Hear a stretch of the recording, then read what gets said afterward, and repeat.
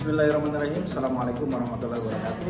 Saya Cecep Kurniadi, CGP Angkatan 10 akan mendesimasikan tentang budaya positif, termasuk keyakinan kelas dan lain sebagainya.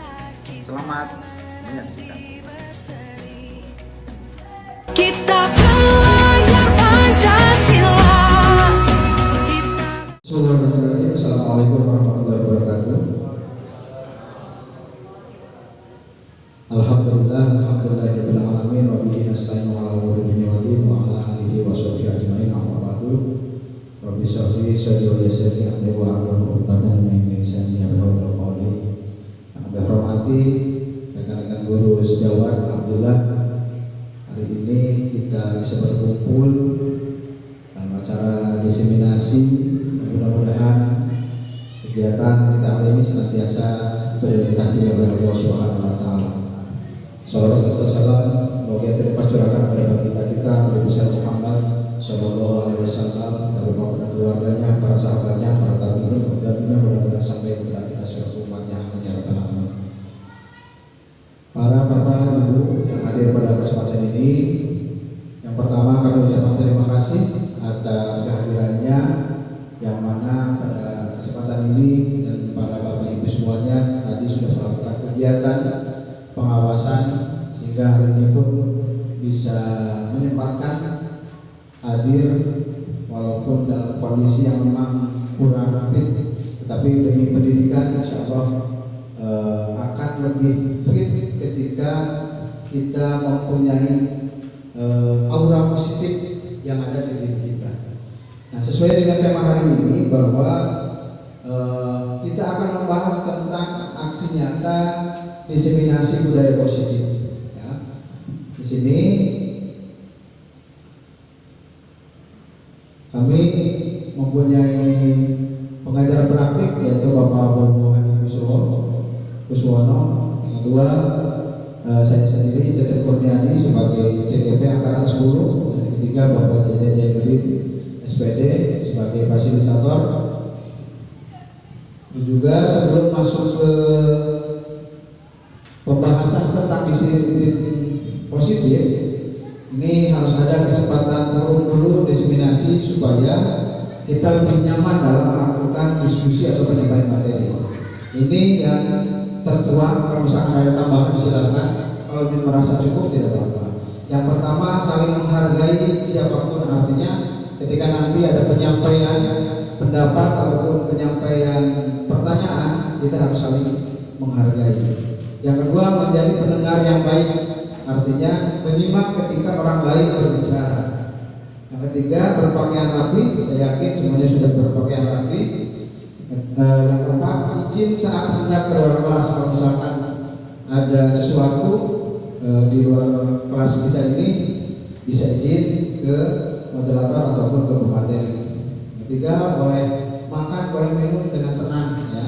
Jadi silakan mau makan juga meskipun tidak ada makanan sini air ada aja di makanan. Ya seperti itu. Kalau misalnya ada tambahan dari kesempatan apa Pak? Silakan. Menggunakan HP, boleh menggunakan HP asal di silent.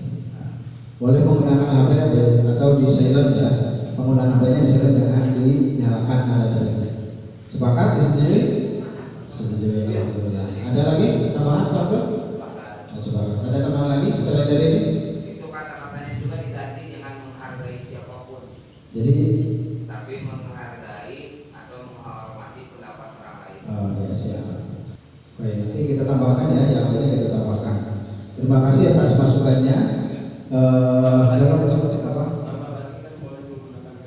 Oh ya, nanti dipasang ya. Untuk selanjutnya nanti karena orang ini sudah sepakati dengan tadi nanti tambah poin ya. Boleh menggunakan HP tetapi bisa nanti kita tambahkan ya. Nah, alhamdulillah kita sudah menyepakati tentang kesepakatan forum ini, jadi kita lebih santai dalam penyampaian ataupun bisa melaksanakan dalam kesepakatan forum diseminasi ini. Yang sebenarnya SPK dulu ya. SPK dulu supaya tidak lupa, tadi sudah mengawas Bapak dan Ibu semuanya. Kita melakukan SPK untuk supaya mengeluarkan aura positifnya. Karena memang ini berkaitan dengan budaya positif supaya keluar aura positifnya. Jadi Bapak Ibu kita melakukan SPG dulu. Silakan Bapak Ibu semuanya di sini dulu berdiri. Saya kalau di depan. Ya. Tugasnya adalah menyampaikan, ini sangat mudah, tambah-tambahan dari 1 sampai 10 ya, 1 sampai 10. Akan tetapi yang benarnya di tangan, pakai tangan, mengucap salah. Misalkan 1 tambah 1 10 ya, 1 tambah 1 10. Nanti sangat mudah lah, 1 yang tangan benar, yang mulut salah ya. 1 tambah 1 kita. Siap. 4 tambah 3 oke. 5 tambah 1 oke. 1 tambah 5 10. 1 tambah 5 1 tambah 5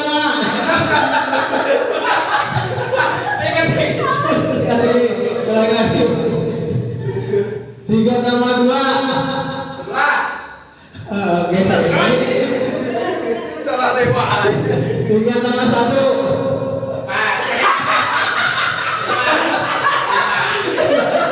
banyak ya. Lagi 1 tambah 3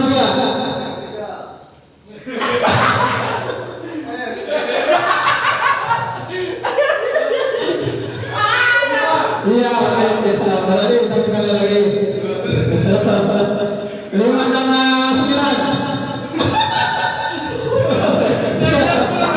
5 tambah 3 10. oke. Silakan tepuk tangan ya, untuk merefresh aja. Susah antara mulut dan pikiran harus, iya harus bagus. Terima kasih atas sedikitnya, mudah-mudahan bisa menambah aura positif kita, terutama dalam keseharian kita. Nah, assalamualaikum. Halo saudara penggerak. Di sini saya akan membahas keterkaitan dengan budaya positif. Seorang guru yang baik harus memiliki kemampuan dalam mewujudkan budaya positif di sekolah.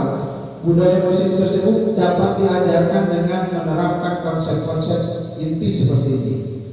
Jadi sekolah wajib menerapkan yang inti seperti ini. Yang pertama tentang disiplin positif. Yang kedua motivasi perilaku manusia. Nah, ini termasuk semuanya dari disiplin positif. Yang ketiga keyakinan sekolah ataupun keyakinan kelas. Yang keempat kebutuhan dasar manusia.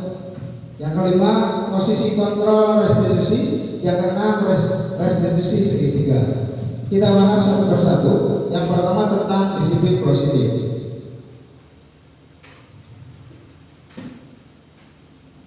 Apa itu disiplin positif? Ada yang tahu nggak? Disiplin positif itu apa? Yang sering dilakukan di sekolah, kegiatannya misalkan dalam segi kegiatannya sholat duha itu kegiatan disiplin positif. Kalau pengertiannya ada nggak pengertiannya? Mengajarkan atau membiasakan serta mendidik hal yang baik. Sudah ya, Pak? Disiplin positif itu adalah bagaimana kita mendidik peserta didik dalam menanamkan hal-hal yang baik dan itu nanti menjadi suatu kebiasaan. Jadi intinya pembiasaan ya, pembiasaan yang positif dilakukan di sekolah. Nah, di sini disiplin positif merupakan cara penerapan disiplin yang mengajarkan anak bertanggung jawab dan menumbuhkan rasa kesadaran berdasarkan nilai-nilai kebajikan. Artinya, disiplin positif tersebut ini harus berdasarkan keinginan. Keinginan siapa? Keinginan diri sendiri, bukan adanya tanpa ada paksaan ataupun hukuman ataupun ingin dipuji orang lain. Banyaknya misalkan pengen sholat banyak, sholat duha, ternyata bukan karena kesadaran, takut terhadap guru, artinya takut terhadap hukuman hal seperti itu. Yang kedua, disiplin positif lebih ke arah disiplin dari yang dapat memonitor di dalam melakukan segala tindakan. Artinya dalam diri kita, karena disiplin positif ini ada dua poin, internal dan eksternal. Yang kedua, ini termasuk internal dalam diri kita, ya. Yang ketiga, disiplin positif dapat membuat murid memahami dan menyadari berdasarkan motivasi internal, bukan akibat paksaan, ujian ataupun hukuman. Seperti tadi yang saya sampaikan di awal, bahwa ketika melakukan budaya positif itu bukan karena paksaan atau pujian ataupun hukuman. Hayang kapuji, hayang terpuji, misalkan bisa melakukan hal-hal yang positif, terpuji oleh guru karena harapannya adalah nilai lebih besar. Tapi di luar sekolah hal-hal yang negatifnya pun dilakukan, hanya di sekolah saja, ya, melakukan karena ada tujuan nilai yang dituju. Tetapi yang diharapkan oleh sekolah, karena memang adanya tanggung jawab sendiri, misalkan mencari ilmu ataupun ke sekolah itu kewajiban kita, kewajiban diri sendiri. Artinya mempunyai tanggung jawab tersendiri. Berangkat ke sekolah pun tanpa ada paksaan. Kalau misalkan sudah merasa mempunyai tanggung jawab bahwa sekolah itu kebutuhan sendiri, bukan kebutuhan orang lain, seperti itu. Yang selanjutnya, di sini yang kedua adalah motivasi perilaku manusia. Ya. Ini yang disebut motivasi perilaku manusia. Yang pertama, untuk menghindari ketidaknyamanan atau hukuman. Ya, perilaku manusia, motivasi di dalam diri ini kebanyakan ada di guru BK biasanya untuk menyentuh seorang anak. Yang kedua, untuk mendapatkan imbalan atau penghargaan dari orang lain. Jadi melakukan motivasi ini karena memang mendapatkan imbalan dari orang lain. Terus yang ketiga, untuk menjadi orang yang mereka inginkan dan menghargai nilai-nilai yang mereka percayakan, ya, terhadap orang lain, sama halnya seperti itu. Jadi dipercayakan orang lain karena keinginan mereka supaya bisa dipandang orang-orang lain. Ini timbullah sebuah motivasi perilaku manusia. Yang selanjutnya tentang keyakinan kelas. Nah, ini ya perlu kita pahami bersama bahwa dalam keyakinan kelas atau keyakinan sekolah ini berbeda, ya. Keyakinan sekolah berbeda dengan keyakinan kelas. Karena keyakinan kelas ini guru berperan dalam mewujudkan terbentuknya keyakinan sekolah atau kelas dengan adanya kesepakatan antar guru dan murid.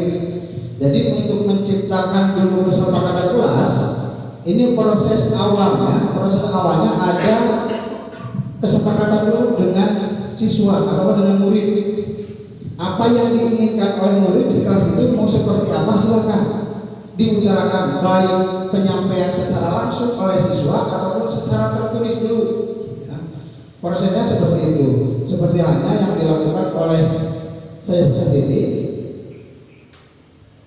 Ini kembali baru menyepakati keyakinan kelas. Proses awalnya seperti ini.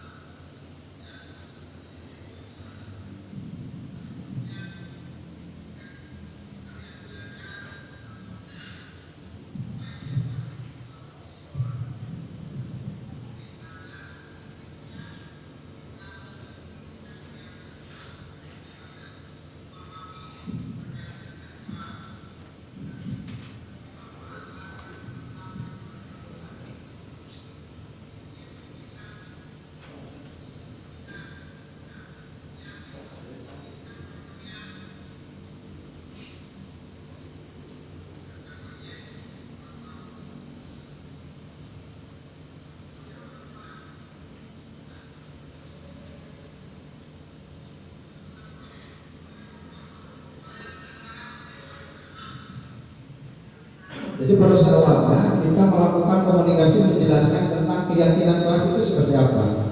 Terus yang kedua, ada yang bisa prosesnya bisa disampaikan secara langsung ataupun secara tulisan. Yang saya lakukan ini adalah karena memang seluruhnya anak tidak bisa berbicara langsung di depan umum, sehingga teknis saya sendiri itu melakukan secara tulisan, ya, secara tulisan dari masing-masing keinginan anak di kelas itu mau seperti apa, ke arah yang positif. Yang awalnya nanti bicaranya pun mau seperti apa, tulisannya seperti apa, tampung dulu dari semuanya peserta didik, keinginan dari masing-masing kelas itu mau seperti apa. Tinggal kita di proses yang kedua, ya. Nah di proses yang kedua ini meyakinkan mengubah peraturan yang sudah dibuat dengan kalimat positif. Artinya banyak anak-anak yang membuat kalimatnya masih negatif. Misalkan jangan membuang sampah sembarangan. Nah itu masih termasuk kalimat negatif, ya. Diubah menjadi kalimat positif. Diubah menjadi kalimat positif. Jadi jangan ada kata jangan, ya, karena imajinasinya kalau misalkan kalau jangan masih penasaran. Seperti halnya kalau misalkan dalam internet jangan buka situs ini karena memang penasaran, dibuka, ya. Jadi artinya di dalam keyakinan kelas ini setelah tadi menampung semuanya, lihat bisa berkoordinasi dengan guru bahasa Indonesia yang memang sudah mapan dalam hal mengkalimatkan, ya. Jadi nah seperti itu, jangan buang sampah, berarti buanglah sampah pada tempatnya. Jangan pakai kata jangan, misalkan jangan memakai make up, itu pun tidak boleh. Kalau misalkan jangan artinya suka ada penasaran, kenapa sih dipakai itu bisa, ya. Jadi ada keinginan untuk melakukan. Jadi bahasanya berpakaianlah sederhana, artinya seperti itu sudah cukup, mengkalimatkan ke arah yang positif. Jadi tugas guru berkomunikasi dengan guru bahasa Indonesia untuk meluruskan keyakinan kelas ini yang tadinya kalimatnya sedikit negatif menjadi dirubah menjadi kalimat positif. Terus yang ketiga, menyaringkan peraturan-peraturan yang sudah dibuat menjadi nilai-nilai kebajikan. Ya, nilai kebajikannya di sini ada keterkaitan dengan kedisiplinan. Nilai kebajikannya seperti tadi bisa melaksanakan dengan kedisiplinan, kejujuran, terus juga tanggung jawab. Itu pun sudah masuk ke dalam nilai-nilai kebajikan ataupun nilai keyakinan supaya diingat, dipermudah oleh anak, seperti itu. Terus juga yang selanjutnya, setelah tadi tentang keyakinan dan nilai kebajikan, masuk kegiatan pendalaman keyakinan kelas tanpa seperti dan menggali ide pendapat peserta, menginisiasi dari tabel T dan tabel Y. Artinya bahasanya dari bahasa tinggal memilahkan, memisahkan, ya. Ada yang nampak, ada yang tidak bahasanya, ya. Kalau misalkan jangan ricuh, ya, bahasa di kelas itu jangan ricuh, artinya kan ricuh tidak nampak karena suara, ya. Jadi dipisahkan nanti mana yang masuk ke nampak, mana yang tidak nampak. Termasuk juga nanti di tabel Y-nya pun sama, termasuk ke perilaku di tabel Y-nya, ya. T-nya nampak dan tidak nampak, yang T-nya dibagi kedua, kiri dan kanan, yang Y-nya perilaku, ya. Termasuk juga yang tidak nampak, tidak kedengaran. Yang kedengaran hanya suaranya saja. Misalkan seperti tadi contohnya, jangan ribut ataupun jangan ricuh, karena ribut itu dengan suara artinya masuk ke tidak nampak. Nah seperti itu. Yang selanjutnya, lalu guru meyakinkan, membuat sebuah keyakinan kelas nanti yang akan ditempelkan di masing-masing kelasnya supaya anak mengetahui bahasanya bisa dipermudah dengan bahasa kita sendiri, dengan bahasa anak. Yang pertama berdoa sebelum dan sesudah belajar. Ya, artinya ini kesepakatan siapa? Kesepakatan kelas dengan siswa. Terus yang kedua mematuhi tata tertib sekolah.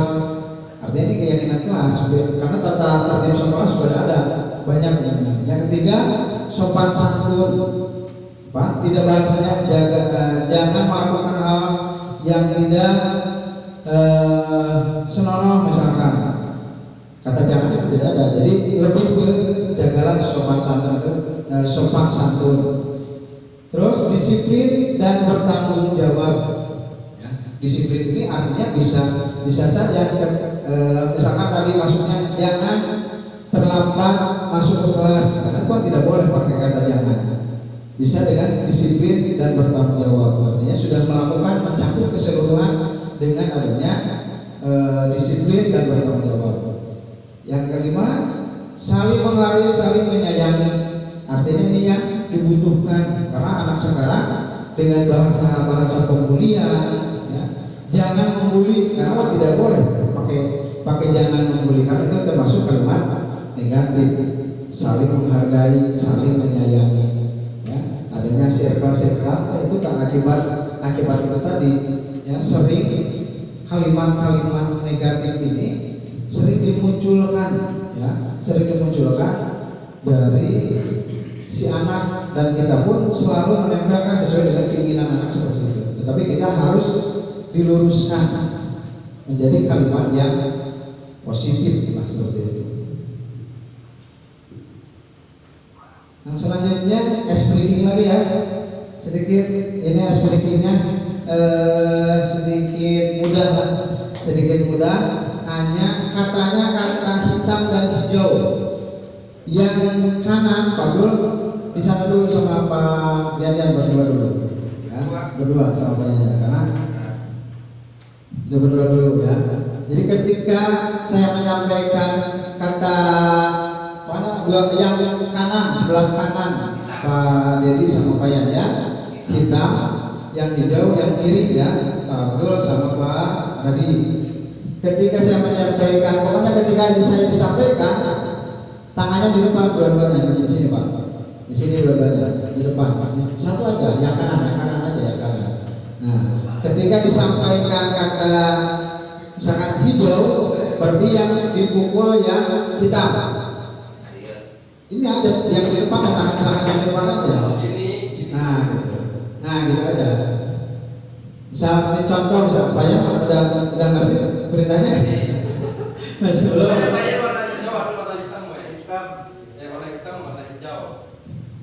Oh, berarti ini juga harus dirubah yang ini juga. Hitam. Payahnya hitam dengan Pak Dedi hitam. Para Pak Abdul sama Pak Radi hijau. Ya. Kalau yang disebutkan berarti menepuk yang sebelahnya. Kalau misalkan hijau, siapa yang menepuk? Nah, yang hitam memukul. Ya, yang hitam dipukul. Kalau misalkan hijau, Pak Abdul yang memukul ya. Siap. Hijau, berarti Ini aja. Udah bahasa. Nah, kalau hitam berarti yang pukul yang hitam aja lah. Ya. Yang hijau berarti yang pukul yang hijau pada yang sebelahnya. Siap. Ya, itu boleh pokoknya. Iya, boleh. Hitam.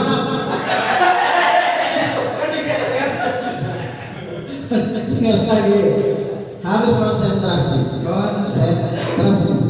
hitam.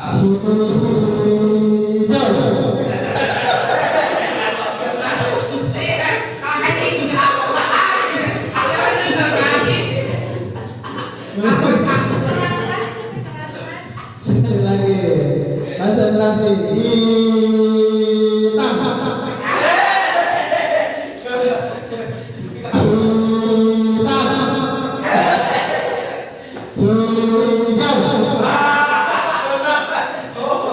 Sudah, terima kasih tepuk tangan. Luar biasa. Sampai ketiga materi tadi ada yang ditanyakan nggak terkaitan dengan disiplin positif, terus motivasi, terus juga keyakinan kelas. Kalau tidak ada, kita lanjutkan ke yang selanjutnya. Tentang kebutuhan manusia, kebutuhan dasar manusia.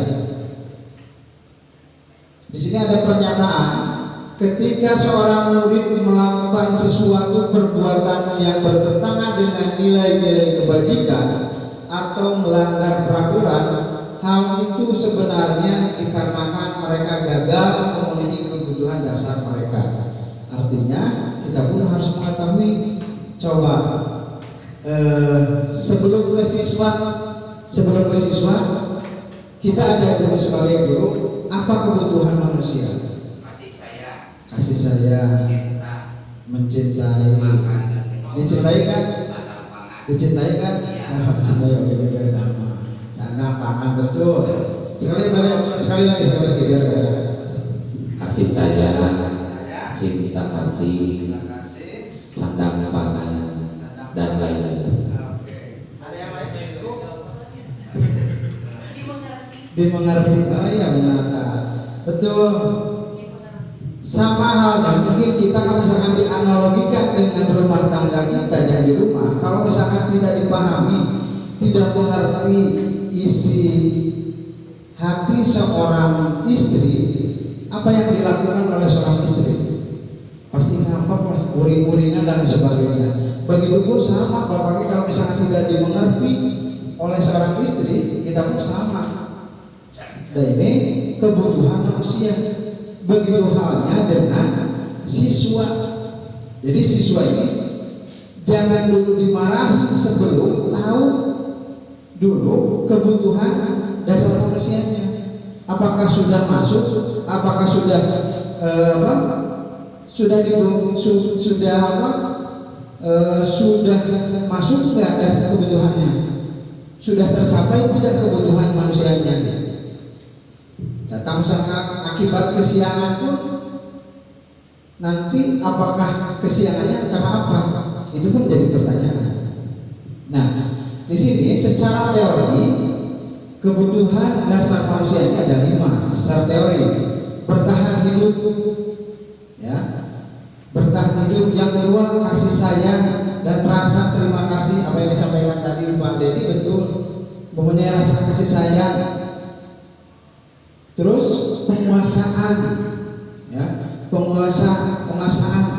Pasti seorang manusia pun sama, ada kekuasaan, kebebasan, kesenangan. Nah, di sini saya akan memberikan sebuah contoh kasus, ya, studi kasus. Ibu Yuda, guru wali kelas 9B, sedang bingung menghadapi ulang salah satu murid. Di kelasnya namanya Yadi. Beberapa anak telah mengeluh Yadi yang sering kali meminta bekal makan siang mereka dengan paksa, kepada mereka dengan paksa. Jika Anda menghadapi situasi seperti itu, apa yang akan Anda lakukan? Menurut Anda kira-kira apa alasan yang dilakukan? Coba. Bukan bertahan dulu, apa yang akan dilakukan terhadap anak tersebut? Boleh? Mungkin untuk yang pertama, saya akan mendekati anak tersebut dengan mencari tahu bagaimana latar belakang anak tersebut di lingkungan khususnya keluarganya. Kemudian yang kedua, kemungkinan yang kira-kira kemungkinan besar ya ini sepertinya kurang bekal, atau mungkin di rumahnya dia sama sekali belum sarapan dan tidak punya bekal ke sekolah. Itu mungkin. Luar biasa untuk Bu Deci. Terima kasih Bu Deci, silakan Mbak Lady. Assalamualaikum warahmatullahi wabarakatuh. Kalau contoh kasus ini, bila dari contoh kasus ini, nah kita kembali flashback ke yang tadi ya, kebutuhan dasar manusia. Kalau saya lihat di sini adalah kebutuhan dasar manusia yang poin pertama yaitu tentang bertahan hidup. Kenapa saya yakin bahwa ini bertahan hidup? Karena di sana ada kalimat seringkali meminta bekal. Artinya si anak ini bagaimana caranya dia supaya dia tidak lapar, artinya dia mampu bertahan hidup. Mungkin itu yang kita harus pahami kronologis awal mulanya kenapa si anak ini meminta bekal. Karena tadi udah disampaikan juga sama Bu Desi bahwa seharusnya itu belum sarapan. Artinya kalau kebutuhan dasar itu lebih cocok ke mempertahankan hidup. Terima kasih, tepuk tangan dulu untuk Pak Andi. Luar biasa apa yang disampaikan, karena memang sudah saling memahami betul. Dari masing-masing ini ada beberapa tanggapan ya. Beberapa tanggapan. Yang pertama, kita lihat yang pertama dulu. Alasannya yang pertama, karena ia lapar dan orang tuanya tidak membawakan bekal makan siang. Artinya karena memang betul, karena memang lapar segala sesuatu bakal dilaksanakan. Artinya apa yang disampaikan tadi Pak Dedi betul, bahwa ya ini membutuhkan bertahan hidup karena memang sudah kelaparan sekolahnya, bahasa gaya nama itu. Ya, jadi si anak ini dalam kasus yang pertama, alasan yang pertama bisa saja karena memang tidak dikasih bekal seperti itu. Yang kedua, ada yang alasan yang kedua, karena dia merasa senang temannya jadi memperhatikan dia, ya, sehingga kebutuhannya jadi merasa kasih sayang dari orang lain. Bisa saja bakal dikasih karena butuh perhatian dari orang lain, ya, karena butuh perhatian dari orang lain, baik dari guru, sehingga ketika memalak orang lain, memalak temannya, sehingga diperhatikan oleh gurunya. Karena mungkin saja bisa saja di rumahnya kurang diperhatikan. Nah artinya ya caper seperti itu ya. Caper seperti itu artinya bisa saja diperhatikan, pengen diperhatikan baik oleh teman maupun oleh guru. Makanya tidak hanya sekedar di hal yang makan saja, di dalam kelas pun harus selalu diperhatikan, pengen ditanya ataupun di absennya pun dipertamakan. Yang disuruh pokoknya kebutuhannya hanya perhatian kasih sayang, ya. Ini ya alasan jadi yang kedua seperti itu. Dan yang ketiga pun karena temannya jadi takut, ya, kekuasaan karena memang takut ya jadi sehingga merasa berkuasa. Dibentangan semuanya, teman-temannya dibentangkan semuanya sehingga merasa berkuasa. Nah, orang seperti ini harus diluruskan. Bisa saja misalkan di kelas menjadi ketua kelas ataupun jadi keamanan, difungsikan di dalam hal yang positif. Ya, di kelas orang yang seperti ini, seorang jadi harus dijalankan sesuai dengan fungsinya. Kalau misalkan berpuasa, silakan difungsikan pada kekuasaannya seperti apa. Bisa menjadi KF ataupun dari keamanan, difungsikan seperti itu. Dan alasan yang keempat, karena dia merasa bosan dengan bekal yang diberikan selalu, misalkan lauk dan mie, terus yang diberikan ke mama nanti lauk dan mie, sehingga merasa bosan, terus mencari pada orang lain, ingin makanan yang lain. Yang dibutuhkan kebebasan, ya. Orang ini mah sifatnya membutuhkan kebebasan. Jadi masing-masing orang itu harus tahu, terutama karakter si anak itu sendiri, sehingga kita bisa menguasai bagaimana memperlakukan anak ini mau seperti apa. Kalau sudah tahu dari karakter masing-masing anak, apakah anak ini kebutuhannya penguasaan atau kasih sayang, karena sering terjadi di sekolah manapun seperti itu, termasuk di sekolah kita pun sama, banyak hal seperti itu, ya, terutama anak yang berkenan ataupun hal yang lainnya.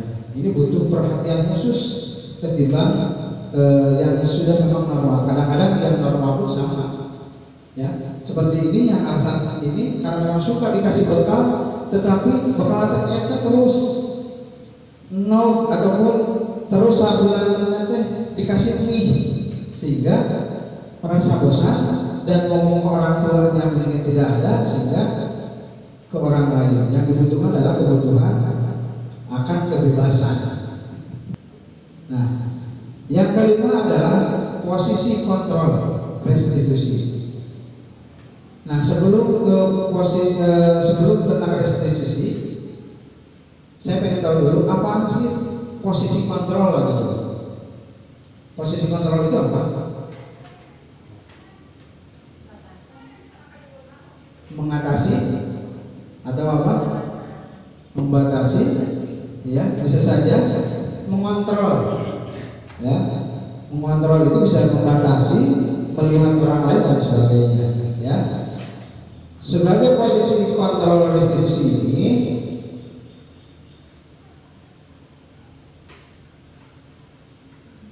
posisi kontrol restitusi ada 5 di sini. Ya. Yang pertama, guru sebagai penghukum. Kadang-kadang ketika ada anak datang terlambat, dengan nada yang memang tinggi, dengan nada yang memang menghardik, ya, sehingga ini posisi sebagai guru penghukum.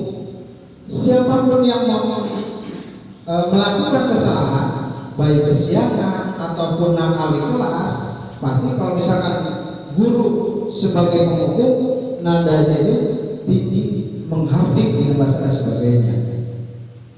Yang kedua, guru sebagai pembuat merasa bersalah, ya. Jadi komunikasinya memang lembut, tapi si anak itu merasa bersalah, ya. Si anak itu bakal merasa bersalah. Iya, saya salah melakukan hal tersebut. Padahal dalam konsep restitusi itu tidak boleh. Si anak ini merasa bersalah, tidak boleh. Ya, jadi posisinya harus lebih setengah-setengah lah seperti itu. Yang ketiga, guru sebagai teman, memposisikan guru sebagai teman dengan bahasanya sebagai teman. Ayolah, ketika melakukan kesalahan pun dengan kamu sih kenapa sih bisa melakukan kesalahan seperti itu, dengan nada yang santai berbicara seperti teman, ya. Ada keterbukaan, tetapi di lain waktu bakal melakukan hal yang sama lagi. Terus juga guru sebagai pemantau. Yang kelima, guru sebagai manajer. Kita bahas satu-satu. Nah, posisi kontrol sebagai restitusi antaranya dari 5 posisi kontrol tersebut sebaiknya seorang guru menggunakan posisi sebagai manajer saja, ya.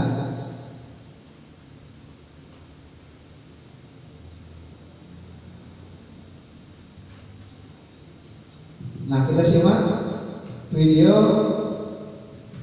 posisi sama kontrol sini.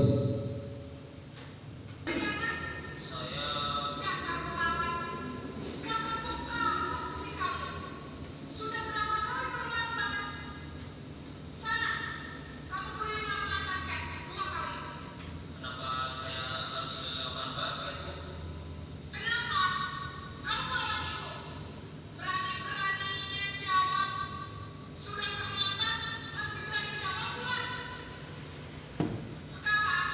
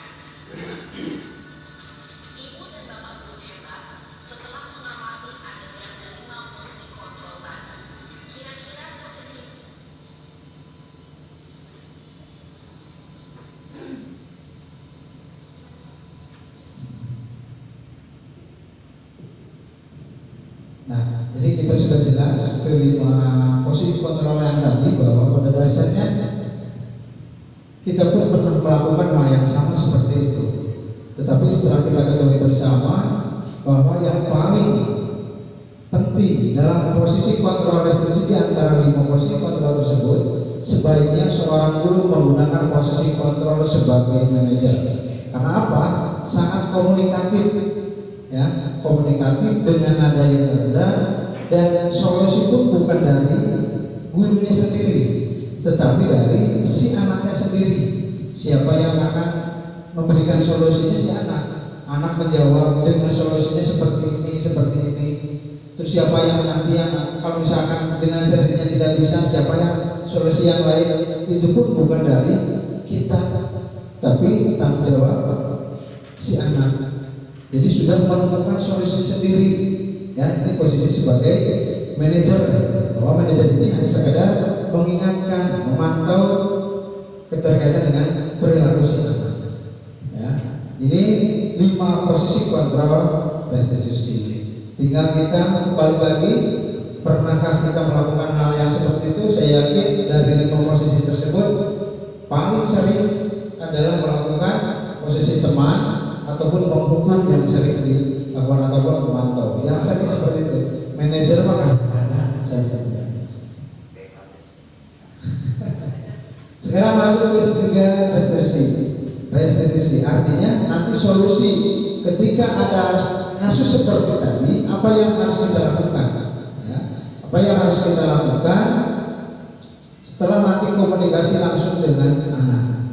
Nah, tahapan dalam segitiga restitusi ini ada 3. Yang pertama, menstabilkan identitas. Yang kedua, validasi tindakan yang salah. Dan yang ketiga, menanyakan keyakinan. Dalam posisi ini, menstabilkan identitas. Menstabilkan identitas dilakukan berdasarkan prinsip bahwa membuat kesalahan adalah bagian dari proses pembelajaran yang nantinya akan menggeser identitas gagal ke arah identitas sukses. Artinya jangan menganggap bahwa kesalahan si anak itu betul-betul salah, tetapi awal dari sebuah keberhasilan. Ini ya, untuk menstabilkan identitas seperti itu. Terus adapun kalimat-kalimat untuk menstabilkan identitas, yang pertama, berbuat salah itu hal yang manusiawi. Jadi ketika awal sudah dipanggil komunikasi dengan anak, ini kalimat-kalimat ini yang kalimat-kalimat menstabilkan identitas ini yang perlu dilakukan. Jadi ketika datang si anak, kamu tahu kamu dipanggil datang sini apa? Pasti menjawab tahu, karena memang melakukan kesalahan. Terus kita menstabilkan masalahnya. Apapun yang kamu perbuat itu hal yang manusiawi, hal yang wajar. Bapak juga pernah melakukan kesalahan. Yang manusia, namanya manusia tidak luput dari kesalahan. Itu untuk menstabilkan identitas, supaya si anak ini tidak terlalu merasa bersalah. Oh, berarti masih ditanggapi oleh seorang guru, terutama BK mungkin ya, sering komunikasi dengan anak, termasuk wali kelas pun sama. Ya, ketika menstabilkan identitas harus dengan nada yang memang lemah lembut, dengan kalimat-kalimat seperti ini. Tidak ada manusia yang sempurna. Kita pasti bisa menyelesaikan permasalahan ini. Ya, jadi anak tidak merasa terbebani, anak juga tidak merasa saking salahnya. Gitu. Terus yang selanjutnya, adapun yang kedua adalah validasi tindakan yang salah. Nah, validasi tindakan yang salah dilakukan berdasarkan prinsip bahwa setiap perilaku berupaya memenuhi suatu kebutuhan tertentu, sehingga guru atau orang tua bergeser dari pemikiran stimulus respon menjadi proaktif, serta akan lebih mengenali dan mengakui kebutuhan murid atau anak itu sendiri. Ya, setelah tadi menstabilkan identitas, yang kedua validasi tindakan yang salah. kalimat yang tersampaikannya, adapun kalimat validasi tindakan yang salah satunya kamu pasti punya alasan mengapa melakukannya. Jadi dengan anak, ketika komunikasi dengan anak ini, apa yang penting bagi kamu? Kamu pasti bisa, kamu pasti punya alasan mengapa kamu melakukannya.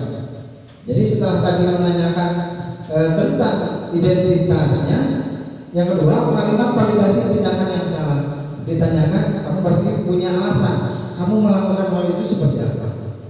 Akan menyampaikan dengan sudah rasa tenang tadi, ya, dengan validasi identitasnya tadi, akan menyampaikan lebih tenang.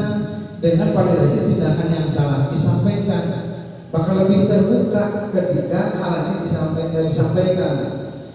Maukah kamu belajar cara untuk mendapatkan yang kamu butuhkan tanpa harus memukul? Kalau misalnya terjadi pemukulan, kalau misalnya perkelahian, hal tersebut akan disampaikan dengan sendirinya oleh si anak itu tersebut. Sehingga tugas kita pun hanya sebagai penengah menyampaikan dari si anak itu sendiri. Terus yang ketiga,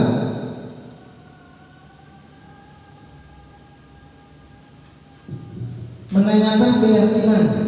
Menanyakan keyakinan dilakukan dengan memberi pertanyaan-pertanyaan bermakna kepada murid atau anak yang memunculkan motivasi secara intrinsik, sehingga mampu mengingatkan, meyakinkan dengan tindakan yang salah.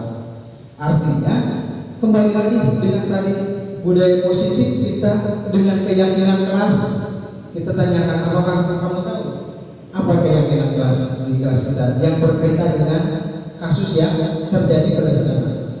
Misalkan tadi kesiangan ataupun seperti tadi si Yadi yang memang suka mengambil makanan orang lain dengan beberapa alasan, bisa dengan hal seperti ini. Dia seperti apa akan menyampaikan, karena memang sudah disepakati. Kamu ingin jadi anak seperti apa yang kamu rasakan ketika kamu melakukan itu, kamu menjadi orang yang seperti apa. Hal seperti itu langsung ditanyakan untuk menanyakan keyakinan bahwa sudah melakukan hal kesalahan yang dilakukan oleh seorang murid yang tadi, sehingga murid pun merasa tenang dan sebagainya. Satu lagi videonya ya, tentang segitiga restitusi.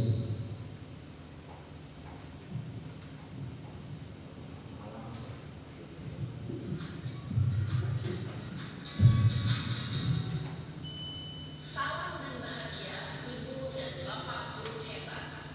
Pada video kali ini kita akan membahas tentang salah satu program disiplin positif yang diterapkan di lingkungan sekolah yang dikenal dengan nama restitusi.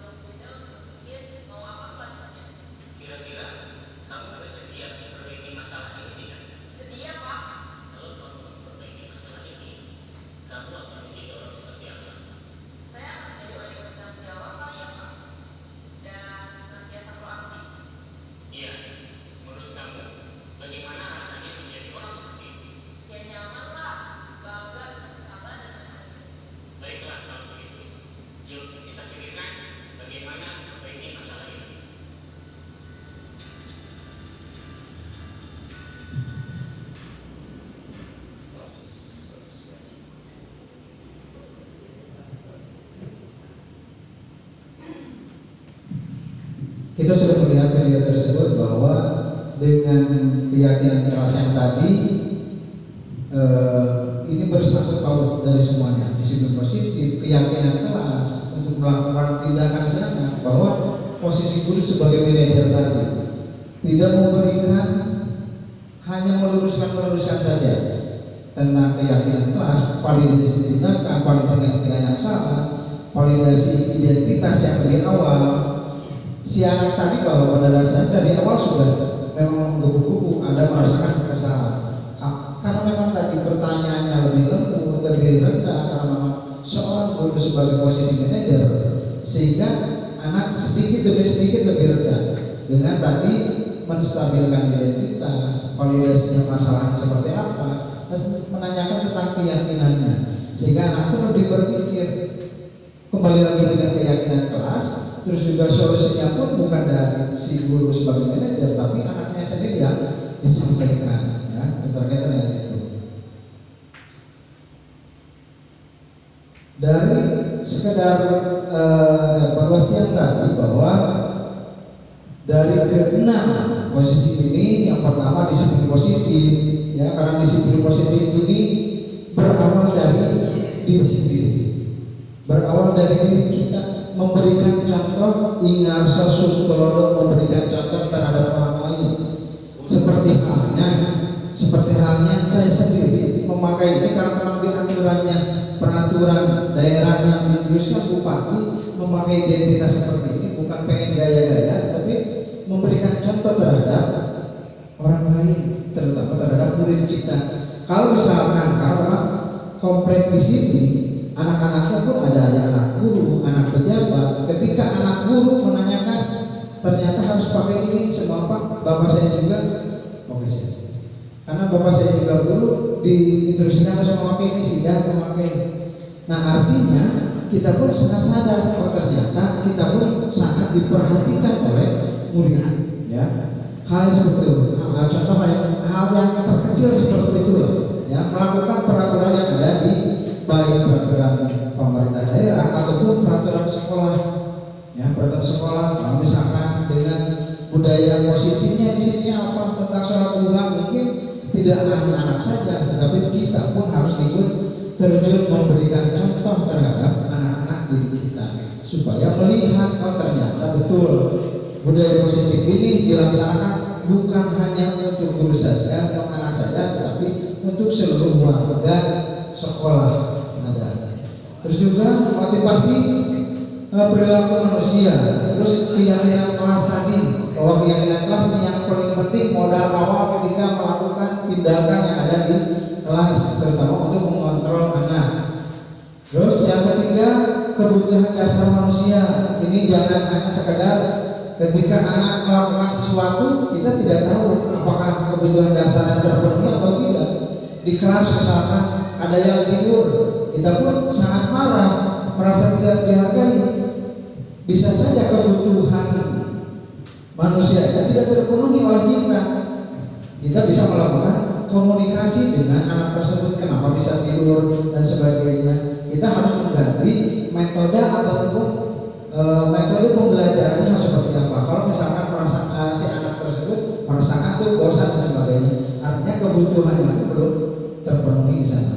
Terus posisi kontrol restitusi tadi ada 5.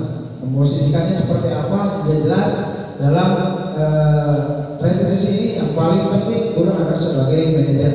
Yang ketiga tentang restitusi, segitiga restitusi ini yang paling penting dalam hal melakukan tindakan ketika anak melakukan kesalahan. Terima kasih. Demikian yang dapat saya sampaikan, mudah-mudahan bisa menginspirasi. Akhir kata, semoga tergerak, lekas bergerak, dan lari menggerakkan. Terima kasih semuanya, mudah-mudahan bisa menginspirasi dan bisa melakukan apa yang kita inginkan, khususnya di sekolah kita terjadi. Akhir kalam, assalamualaikum warahmatullahi wabarakatuh.